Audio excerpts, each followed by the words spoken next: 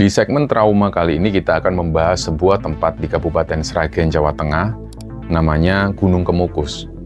Mungkin di telinga teman-teman nama Gunung Kemukus ini sudah nggak asing lagi, tapi sayangnya terkenalnya bukan karena keindahan alamnya atau sejarah wali-walinya, melainkan karena stigma negatifnya.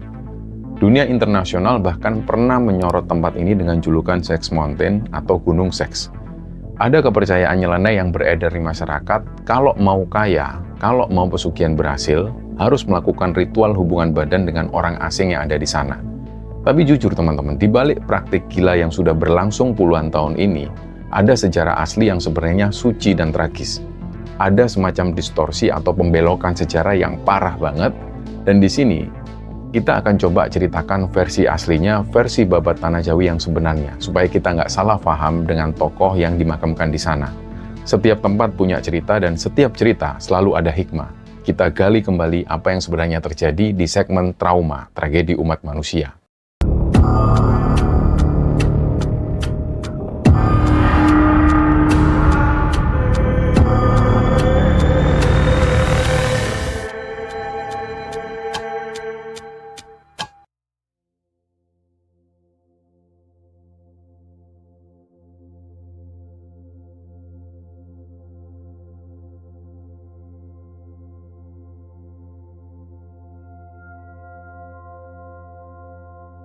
Cerita ini bermula jauh di masa lalu, tepatnya di masa keruntuhan Kerajaan Majapahit. Teman-teman pasti tahu bahwa Majapahit itu adalah kerajaan besar. Rajanya yang terkenal di akhir masa kejayaannya adalah Prabu Brawijaya V. Nah, Prabu Brawijaya V ini punya banyak istri dan juga selir, dan tentu saja punya banyak anak. Salah satu anaknya bernama Pangeran Samudro. Pangeran Samudro ini adalah tokoh sentral dari legenda Gunung Kemukus. Beliau ini adalah anak dari Prabu Brawijaya V dengan salah satu selirnya. Dan ketika kerajaan Majapahit mulai runtuh karena umumnya adalah konflik internal, keluarga kerajaan kocar-kacir. Prabu Brawijaya V sendiri akhirnya melarikan diri ke Gunung Lawu dan mukso di sana. Nah, anak-anaknya ini nasibnya beda-beda. Ada yang melarikan diri ke Bali, ada yang tetap di Pulau Jawa tapi mereka bersembunyi. Dan ada yang memutuskan untuk mu'alaf atau memeluk agama Islam, mengikuti jejak kakaknya yaitu Raden Patah, Sultan Demak. Pangeran Samudro sendiri termasuk yang memilih jalan damai. Beliau ini sosok yang tenang, gak suka perang, dan punya ketertarikan spiritual yang tinggi. Singkatnya, Pangeran Samudro memutuskan untuk belajar agama Islam. Beliau berguru kepada salah satu wali songo yang terkenal nyentrik dan juga cara dakwanya halus, yaitu Sunan Kalijogo. Di bawah bimbingan Sunan Kalijogo ini, Pangeran Samudro ditempa ilmunya. Beliau belajar tentang tauhid, tentang hakikat hidup, sampai suatu hari Sunan Kalijogo memberikan tugas khusus kepada Pangeran Samudro. Sang Sunan Kalijogo menyampaikan hal ini, "Ger Samudro, ilmu agamamu sudah cukup. Sekarang saatnya kamu mengamalkan ilmumu, pergilah ke arah timur, ke arah selatan, temui saudara-saudaramu yang masih tercerai-berai, satukan kembali Trah Mojopahit dalam kedamaian Islam." Intinya, Pangeran Samudro ini disuruh untuk menyebarkan agama Islam di wilayah pedalaman yang waktu itu masih memegang teguh kepercayaan lama. Singkatnya, berangkatlah Pangeran Samudro. Beliau jalan kaki menyusuri hutan, menyeberangi sungai. Beliau ditemani oleh dua abdi setianya, dan perjalanan ini bukan perjalanan wisata, melainkan ini adalah perjalanan spiritual yang berat. Nah, disinilah drama dimulai. Kabar kepergian Pangeran Samudro ini akhirnya terdengar oleh ibu tirinya. Namanya adalah Dewi Ontowulan. Terus siapakah Dewi Ontowulan ini? Beliau adalah salah satu selir kesayangan Prabu Brawijaya V. Dewi Ontowulan ini mendengar kabar kalau anak tirinya yaitu Pangeran Samudro pergi berkelana menyebarkan agama baru. Entah karena rasa sayang ibu kepada anaknya, atau karena Dewi Ontowulan sendiri merasa kesepian setelah ditinggal Prabu Brawijaya V mukso, beliau memutuskan untuk menyusul Pangeran Samudro. Dewi Ontowulan ini cintanya dengan Pangeran Samudro itu sebenarnya cinta ibu ke anak. Tapi disinilah letak lubang sejarah yang nanti bakal dipelintir oleh orang-orang yang pikirannya kotor. Dewi Ontowulan ini lari mengejar rombongan Pangeran Samudro, dan kita bisa membayangkan seorang putri keraton masuk keluar hutan, bajunya kotor kena tanah, kakinya lecet-lecet, demi kepingin ketemu dengan anak tiri kesayangannya itu. Dan singkatnya, di sebuah daerah yang sekarang dikenal sebagai Sragen, tepatnya di sebuah bukit kecil di pinggir aliran Sungai Bengawan Solo atau anak sungainya, Dewi Ontowulan berhasil menyusul Pangeran Samudro. Dan pertemuannya itu sangat mengharukan sekali. Dewi Ontowulan nangis memeluk Pangeran Samudro dan beliau sampaikan kepada anak tirinya itu, "Ger, anakku, kenapa kamu ninggalin ibu? Ibu ini mau ikut kamu. Ibu mau belajar agama yang kamu anut." Nah, Pangeran Samudro sempat kaget, tapi beliau juga senang karena ibu tirinya mau ikut di jalan kebaikan. Pangeran Samudro menyampaikan kepada ibu tirinya, "Bu, ini jalan berat, Bu. Tapi kalau ibu ikhlas, mari kita jalan sama-sama." Tapi kemudian takdir ini berkata lain, baru saja mereka bertemu dan melepas rindu. Rindu yang dimaksud di sini adalah rindu seorang ibu dan anak. Ini perlu digarisbawahi. Dan disitulah Pangeran Samudro ini tiba-tiba jatuh sakit.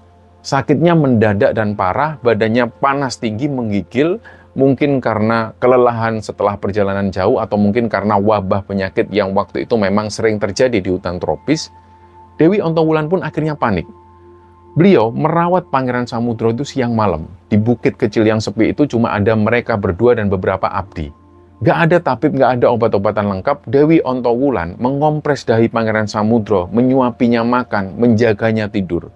Di mata orang awam yang melihat dari jauh atau orang yang nggak tahu hubungan darah mereka, pemandangan ini mungkin terlihat intim. Ada seorang laki-laki dan perempuan berduaan di tengah hutan, padahal aslinya itu adalah momen kritis antara ibu yang merawat anaknya yang mengalami sakratul maut. Nah, kondisi Pangeran Samudro ini semakin drop, dan di detik-detik terakhirnya Pangeran Samudro sadar kalau waktunya ini sudah habis. Beliau akhirnya memanggil Dewi Ontowulan dan juga para abdinya. Dan disinilah keluar sebuah wasiat atau pesan terakhir yang sangat krusial. Pesan yang sebenarnya bermakna filosofis tinggi, tapi di masa depan bakal disalahartikan secara brutal. Pangeran Samudro ini berkata kurang lebih seperti ini, kita terjemahkan dalam bahasa tafsir bebas.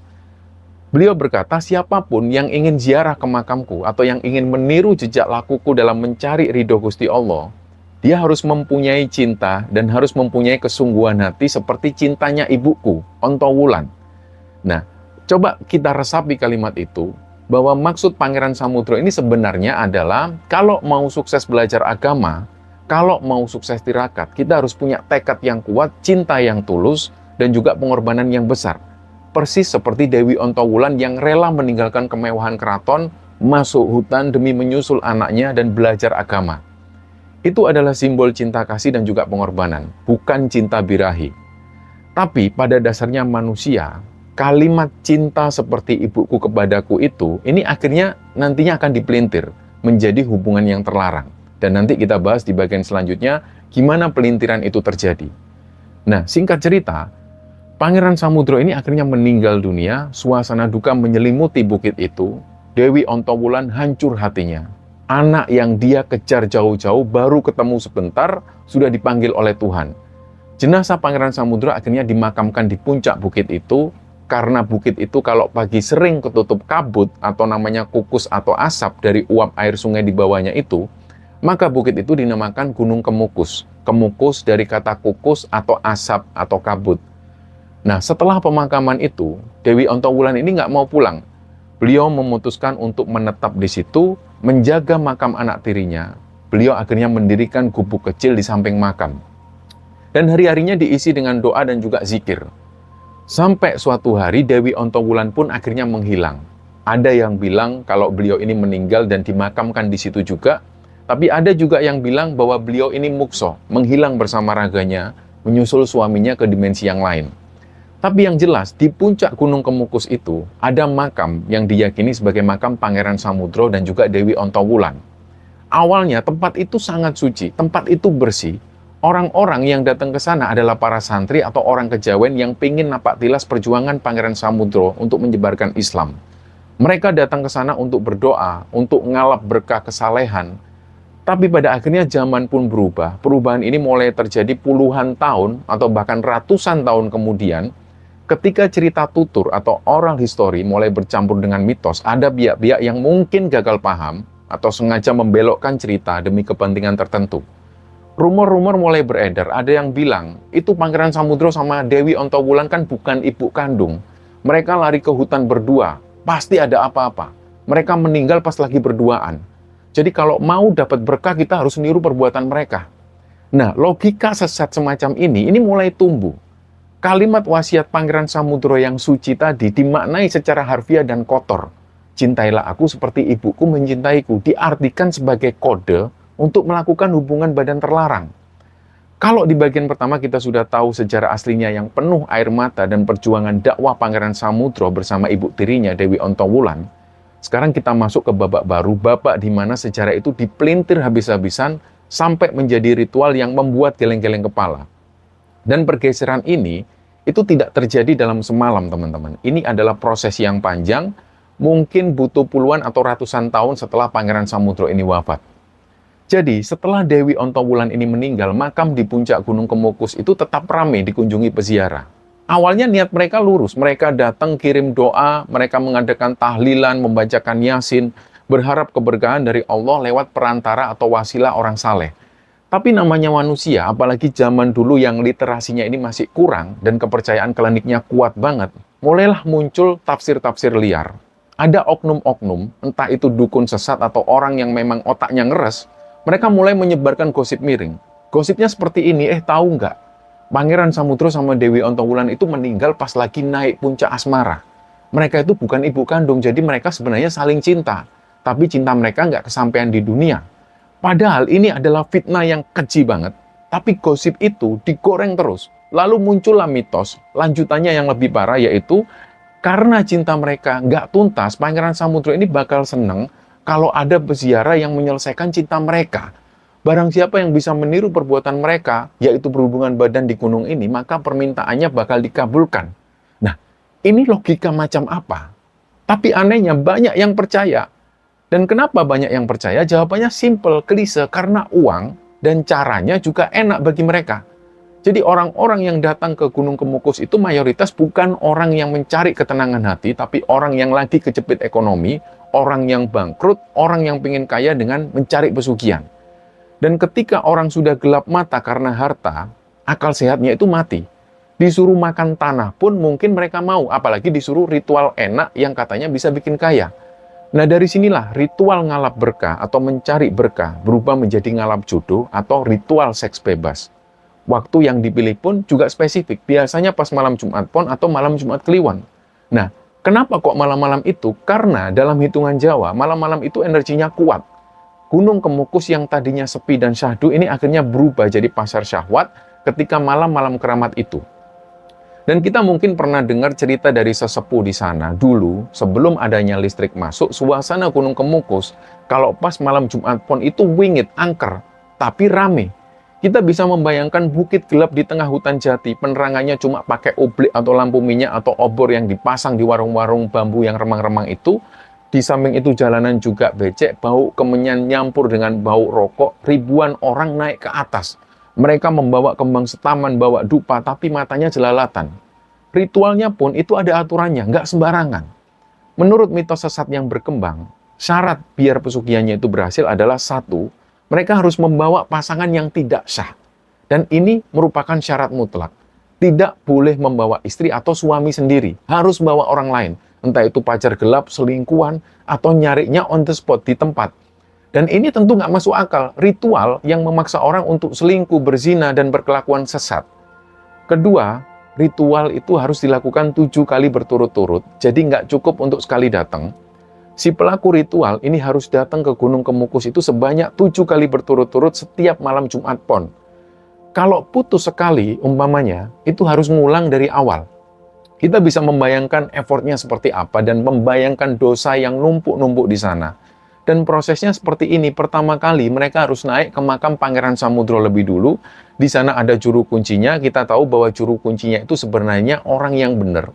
Mereka mimpin doa secara Islam, mereka nggak pernah nyuruh orang untuk berbuat zina. Tapi para peziarah ini cuma numpang absen di makam. Mereka duduk bersila, komat, kamit, pura-pura doa, tapi pikiran mereka ini sudah kemana-mana. Mereka buru-buru pengen ritual selanjutnya. Dan selesai dari makam itu, mereka turun ke area yang lebih sepi, menuju ke gubuk-gubuk, ke bawah pohon, atau ke semak-semak. Dan disinilah transaksi gaib dan juga transaksi fisik itu terjadi. Mereka percaya setelah melakukan hubungan badan dengan pasangan yang tidak sah itu, wahyu atau keberkahan dari Pangeran Samudro bakal turun ke mereka. Mereka percaya kalau pasangan mereka itu adalah perantara rezeki. Yang miris adalah dulu banyak orang yang datang sendirian dari rumah, laki-laki yang meninggalkan istrinya di rumah, perempuan yang meninggalkan suaminya, alasannya mereka mau ziarah nyari rezeki. Tetapi sesampainya di Kemukus, mereka celinguan mencari pasangan. Caranya ya sangat mudah sekali, mereka saling sapa.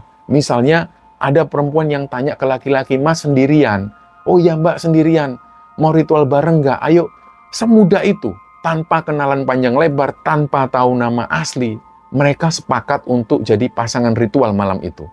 Jadi di situ mereka melakukan hubungan suami istri di alam terbuka atau di bilik bambu sewaan dengan dalih ibadah. Ini gila. Dan setelah selesai mereka pun pisah, janjian lagi. Nanti Jumat pun depan ketemu di sini lagi ya Mas, Mbak. Kita harus tuntaskan sampai 7 kali. Jadi ada semacam ikatan kontrak mistis di antara mereka. Coba kita bayangkan gimana perasaan Pangeran Samudro di alam sana melihat makamnya dipakai untuk maksiat massal seperti itu. Pasti beliau sedih banget. Niatnya ke sana untuk berdakwah, malah tempat itu menjadi tempat zina. Tapi setan itu pintar dan manusia lebih pintar lagi dari setan. Setan membungkus dosa itu dengan kemasan harapan. Jadi ketika orang-orang ini pulang dari Gunung Kemukus dengan perasaan lega, sambil dalam batinnya mungkin berkata, "Wah, ritualku berhasil. Bentar lagi daganganku laris, bentar lagi utangku lunas." Dan anehnya, ada beberapa orang yang mengaku bahwa sukses sehabis ritual itu. Jadi mereka itu selalu bertestimoni, "Beneran Kang, habis dari Gunung Kemukus itu warung bakso saya rame banget Kang." Nah, testimoni-testimoni seperti ini yang membuat racunnya itu semakin menyebar. Padahal dalam Islam, ini namanya istiqraj. Allah ngasih rezeki, tapi sebenarnya ini adalah jebakan. Dikasih nikmat biar semakin lupa, biar semakin jauh. Sampai akhirnya mereka ini jatuh sejatuh-jatuhnya. Atau bisa jadi ini adalah bantuan jin perewangan yang memang senang dengan energi kotor dari perzinahan itu. Jadi di era tahun 80-an sampai tahun 90-an, praktik ini semakin gila. Warga sekitar yang tadinya cuma petani, mulai melihat peluang ekonomi yang ada di sana. Mereka berkata, "Wah banyak tamu nih tiap Jumat Pon, butuh tempat tidur, butuh makan." Mulailah di situ bermunculan warung-warung nasi yang menyediakan kamar belakang. Mulai bermunculan penyewaan tikar, mulai bermunculan calo-calo doa, dan yang paling parah adalah mulai bermunculan wanita-wanita pekerja seks komersial atau PSK yang menyamar jadi peziarah. Mereka tahu bahwa di sana banyak laki-laki hidung belang yang datang sendirian, tapi butuh pasangan ritual. Jadi mereka menawarkan kepada laki-laki ini, "Mas, butuh pasangan buat syarat, saya bisa bantu. Tapi ada maharnya ya." Jadi transaksinya ini bukan lagi mistis murni, tapi sudah jadi prostitusi terselubung. Mahar di sini sebenarnya ya bayaran jasa kencan. Tapi dibungkus dengan bahasa halus supaya kesannya itu sakral. Dan suasana Gunung Kemukus akhirnya berubah total. Dari tempat tirakat yang sunyi, akhirnya menjadi pasar malam yang penuh dosa. Lampu-lampu remang-remang, suara musik dangdut yang sayup-sayup, bau alkohol murah, di sudut-sudut gelap di balik pohon jati manusia-manusia yang tersesat itu menggadaikan iman mereka demi segepok uang yang belum tentu juga mereka dapat. Ada satu cerita horor dari warga setempat. Katanya di sekitar Sendang Ontowulan atau mata air tempat mandi sebelum ritual itu, seringkali mereka mendengar ada suara tangisan perempuan ketika tengah malam. Dan mereka yakin bahwa itu bukan suara tangisan kuntilanak, tapi itu adalah suara tangisan sedih yang menyayat hati. Dan warga percaya itu adalah tangisannya Dewi Ontowulan. Beliau nangis ngelihat anak-anak manusia yang mengotori tempat pertemuan sucinya dengan anaknya dulu.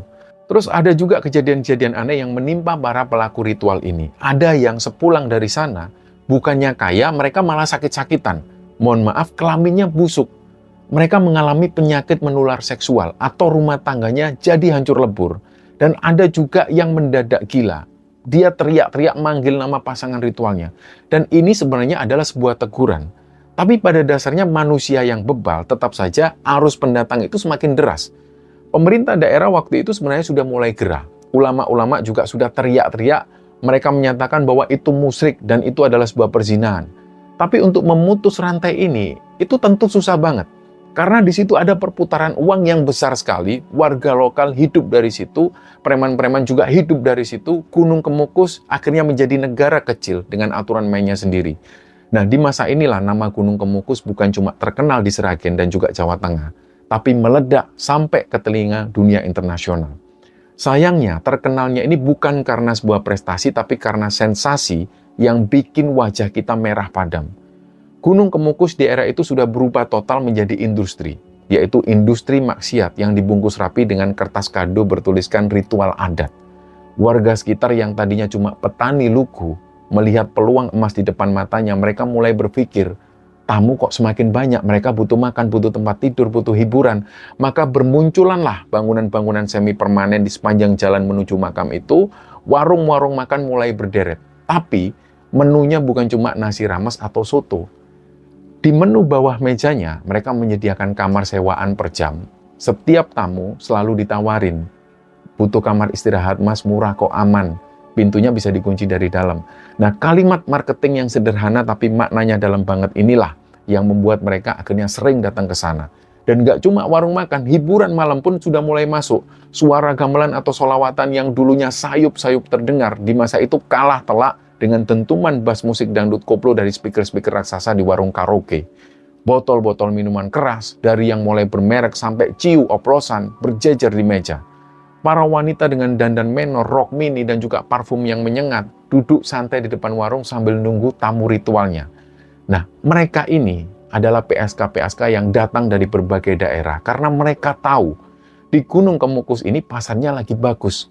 Laki-laki yang datang ke sini itu adalah laki-laki yang lagi BU, butuh uang, dan butuh pasangan syarat.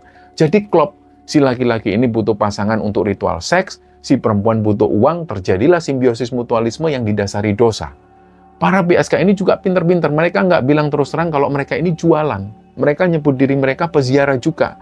Dan biasanya mereka bilang, saya juga lagi ngalap berkah mas, kebetulan sendirian. Mas mau bareng ritual nggak sama saya?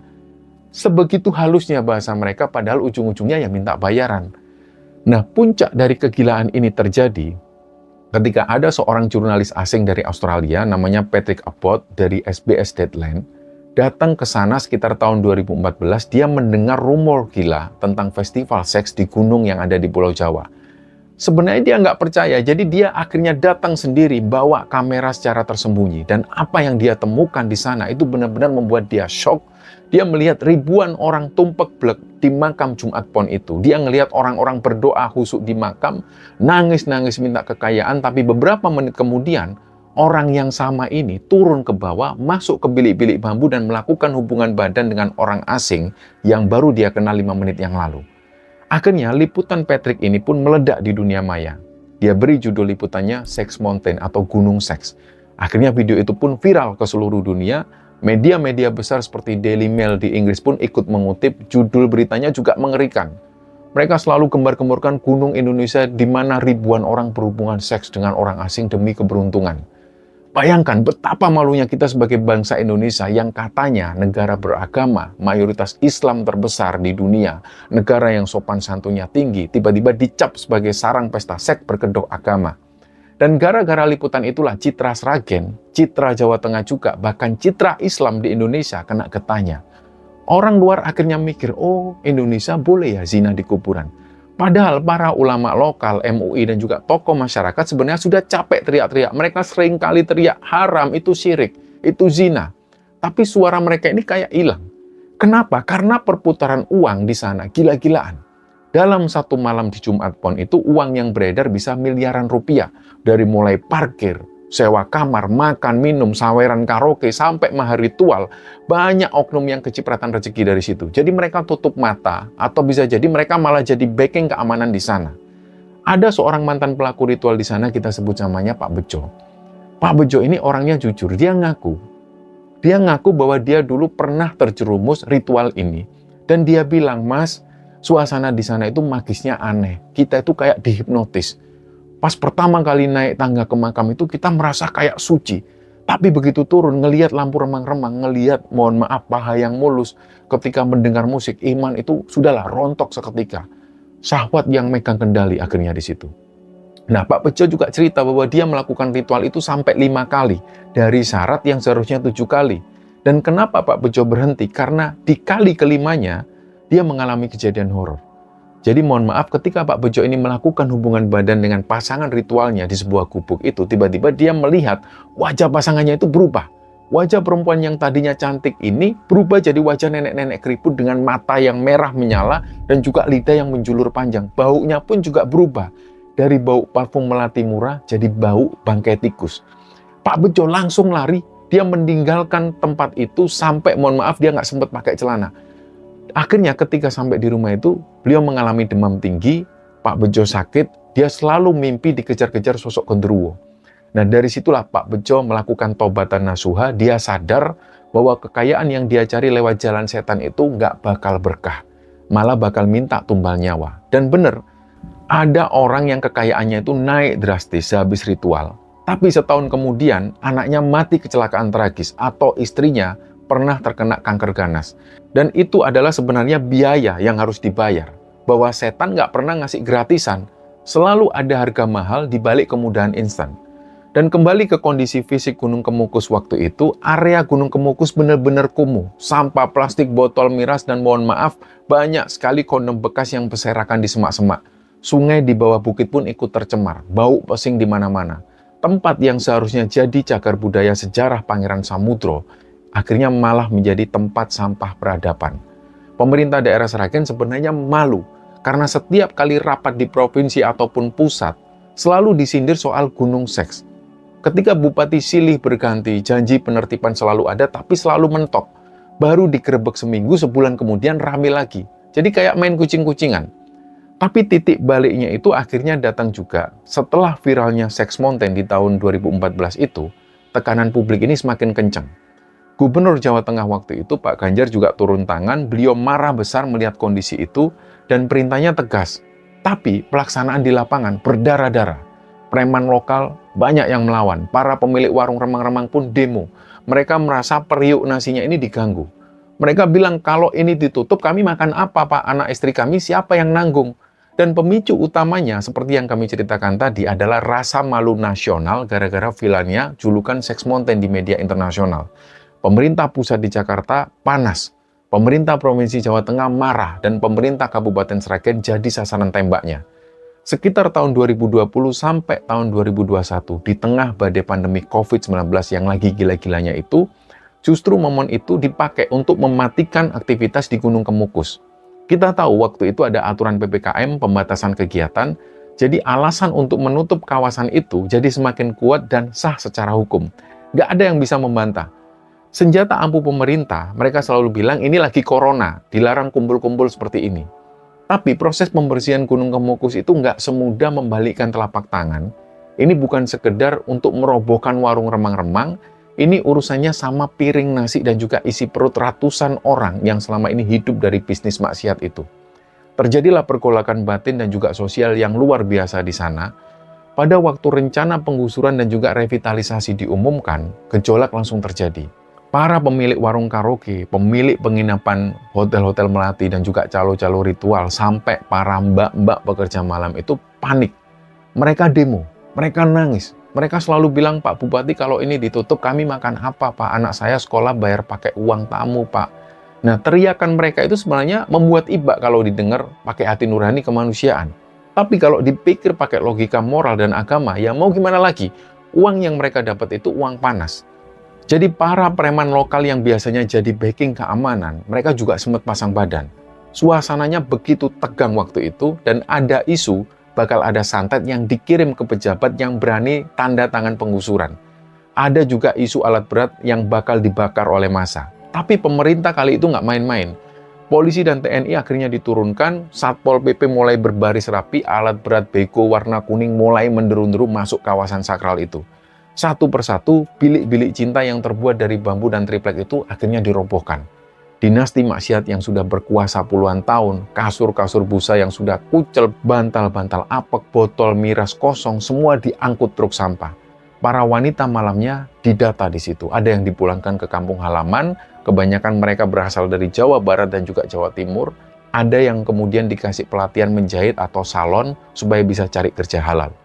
Tapi di sisi lain, dari pembersihan ini yang jarang terekspos oleh media, sisi pembersihan spiritual. Warga di sana itu bilang, membersihkan bangunan itu gampang, tapi untuk membersihkan hawa yang ada di sini itu susah. Kita bisa membayangkan tanah itu sudah puluhan tahun dipakai untuk zinah ribuan orang. Zina itu dalam kacamata spiritual akan meninggalkan jejak. Energi negatif yang pekat banget, hitam, lengket, dan tanah itu sudah kotor. Jin-jin fasik, gondoruo, kuntilanak, dan sebangsanya ini sudah betah banget tinggal di situ karena setiap malam Jumat Pon, mereka dikasih makan energi syahwat manusia. Dan ketika alat berat ini mulai bekerja, banyak kejadian aneh. Mesin beko itu tiba-tiba mati mendadak tanpa sebab, padahal kondisi mesinnya sehat, solarnya pun masih penuh. Operator alat beratnya ada yang sampai kesurupan, teriak-teriak minta tumbal. Para pekerja proyek revitalisasi ini sering melihat bayangan hitam seliwuran, bahkan di siang hari. Ada juga kejadian pas mereka lagi ngaduk semen, airnya itu tiba-tiba berubah jadi merah kayak darah. Akhirnya mereka sadar ketika ini bukan proyek fisik biasa, didatangkanlah para kiai dan juga ulama, digelarlah Istighosah Kubro di sana, doa bersama besar-besaran. Ribuan santri dan warga duduk bersila di jalanan yang baru diratakan itu, suara zikir pun menggema. Subhanallah walhamdulillah la ilaha illallah. Mereka meruqyah Gunung Kemukus, tujuannya satu, untuk mengusir jin-jin fasik yang selama ini membonceng mitos Pangeran Samudro untuk menyesatkan manusia. Nah, mengembalikan kesucian makam Pangeran Samudro yang asli, pas zikir itu berlangsung, tiba-tiba angin puting beliung kecil itu sempat muncul di sekitar makam. Langit yang tadinya cerah mendadak mendung gelap, tapi zikir lanjut terus. Kiai nggak gentar sama sekali dan lama-lama suasananya jadi tenang. Angin pun mulai reda dan entah ini sugesti atau bukan, udara di sana jadi terasa lebih ringan. Bau apek dan juga bau pesing yang selama ini nempel, itu akhirnya terbawa angin zikir itu. Nah, singkat cerita, proyek revitalisasi ini pun selesai, wajah Gunung Kemukus berubah 180 derajat. Kalau dulu masuk ke sana kesannya kumuh, remang-remang, dan creepy, sekarang jadi Instagramable. Dibangunlah pendopo megah di depan gerbang. Jalanannya dipaving rapi, lampu-lampu taman dipasang di mana-mana. Ada jembatan gantung yang cantik untuk foto-foto, namanya di rebranding jadi The New Kemukus, wisata religi dan juga keluarga. Target pasarnya mulai digeser, bukan lagi untuk pencari pesugihan, tapi keluarga yang mau wisata ziarah atau anak muda yang mau nongkrong sore melihat pemandangan waduk Kedung Ombo. Makam Pangeran Samudro dan juga Dewi Ontowulan direnovasi jadi lebih berwibawa, lebih syar'i lagi. Nggak ada lagi bilik-bilik aneh di sekitarnya, dan aturannya mulai diperketat, dilarang menginap sembarangan di sana. Nah, bagi teman-teman yang sempat main ke sana pasca renovasi, jujur tempatnya jadi bagus banget, bersih, dan tiap malam lampu-lampunya selalu menyala warna-warni. Anak-anak kecil berlarian di taman-taman, ibu-ibu pengajian datang rombongan pakai bus pariwisata.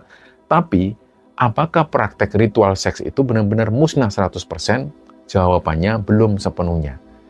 Kalau pintu depan ditutup, setan akan lewat jendela. Dan kalau jendela dipaku, setan akan lewat lubang angin. Meskipun secara fisik tempat maksiatnya itu sudah rata dengan tanah, tapi mindset atau pola pikir manusianya belum berubah total. Masih ada saja orang-orang dari luar kota yang datang dengan niat yang lama, dan karena faktor alasan ekonomi, masih ada oknum warga yang main kucing-kucingan. Prakteknya sekarang bergeser ke underground. Nggak lagi di warung terbuka, tapi di rumah-rumah penduduk yang agak jauh dari lokasi utama. Atau mereka janjian lewat HP, lewat aplikasi, atau WhatsApp. Jadi mereka ini ketemunya di luar area Gunung Kemukus, ritual doanya masih tetap di makam, tapi eksekusinya di hotel di Kota Sragen atau di Solo. Jadi ritualnya dimodifikasi. Doanya di makam supaya kelihatan ziarah biasa, tapi syarat hubungan badannya dilakukan di tempat lain yang aman dari Satpol PP.